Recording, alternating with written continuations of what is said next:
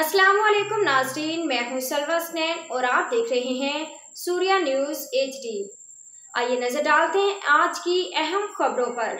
Town municipal corporation Manghopir महकमा इतलात और आमा आज डिप्टी कमिश्नर वेस्ट जनाब जुल्फ़कार अली मेमन के दफ्तर में मंगोपीर टाउन में जारी तरक्याती मनसूबों, सफाई सुथराई, सीवरेज सिस्टम और अवामी सहूलतों के हवाले से एक निहायत अहम इजलास मुनक्किद हुआ। इजलास में चेयरमैन मंगोपीर टाउन हाजी नवाज अली बिरोही ने खसूसी तौर पर शिरकत की।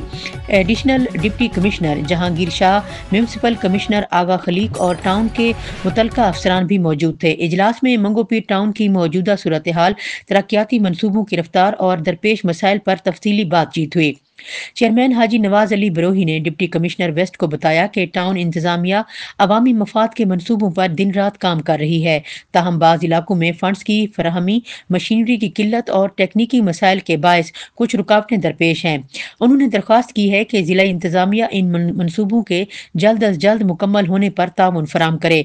चेयरमैन ने इस मौका पर तबलीगी जमात के हवाले से तफसीली ब्रीफिंग दी और बताया कि ये एक अहम दीनी समाजी इज्तिमा है जिसके इंतजामात मंगोपीर टाउन अपनी मुकम्मल निगरानी में अंजाम दे।